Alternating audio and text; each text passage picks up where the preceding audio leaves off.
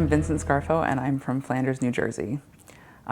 Growing up, I was bullied for not only being gay, but also for being fat. A lot of the bullying around being gay was also more tied to my higher voice and not so much to my actual being gay, because I was bullied for that before I even knew what being gay was. So when I was in college, I was part of this LGBT group, and it was a lot of like very skinny, attractive white men. And that almost became like a dating circle for a lot of people on college campus. So it was like you go to these meetings to meet a boyfriend or to meet somebody.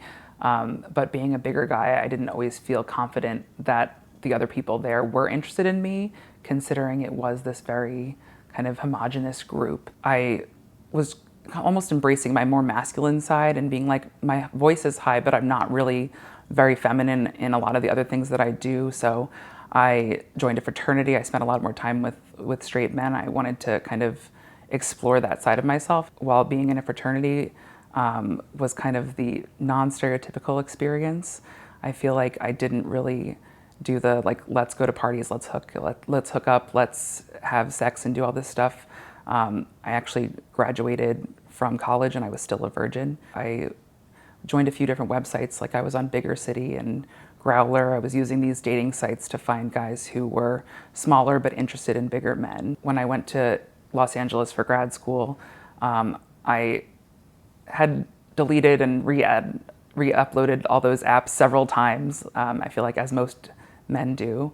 And it was my second year starting grad school, and I was talking to this one guy. I decided to meet up with him, and we met in downtown Los Angeles, and we got sushi, and then we were walking around. And so the next time I saw him was maybe a few days later, and we just hung out and watched a movie. And I think I like cheesily asked him to be my boyfriend, and he was like, yeah. And like we just started dating after like our third date.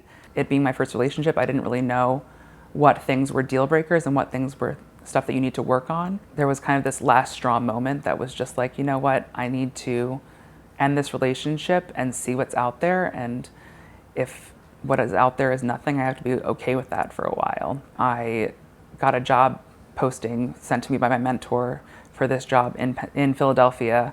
So I came for an in-person interview in Philly, took me out to Elvez for dinner one night, which was right in the middle of the neighborhood. When I first moved here, I feel like I would go out to the bars and I was like looking around for a boyfriend still. It was very much like, oh, who am I gonna find to hook up with or go on a date with? There's this one guy that I had seen a few times, and we had been dancing together. We were getting pretty cozy, and he went in for a kiss. I had assumed that they would not be into me because I was a bear or bigger, and they were a skinny guy. So I was like, they're not going to be into me.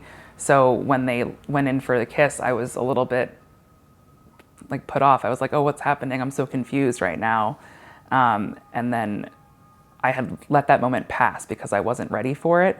I came to realize that it wasn't necessarily about what I looked like or if I was fat or if I was skinny. It was more that they were in that moment attracted to me and who I was. One time I was with my friend and we're just like, let's just hang out, let's go dance. And so we went upstairs and we were just dancing and going along with the music, and two guys came over and talked to us, and we were just kind of having fun. And so I wound up making out with one of those guys and got his phone number, and I feel like it was a night and day experience from when I was like going out looking for something or looking for someone to make out with or someone to date. And it was more about, I'm here to have fun with my friend and just be who I am. And then people kind of, I feel like, are attracted to that, and they come to you because they're like, that person looks like they're having fun. Let's go talk to them, instead of, oh, that person's looking for something. Let's get away from them. It's not perfect. My life didn't magically change, and sometimes that insecurity creeps back in, but it's just kind of trying to remember that when I am in that moment and when I do act that way and when I enjoy myself, a lot better things happen. So it's an ongoing thing where I have to keep telling myself to stay in that mentality, but when I do it, it works.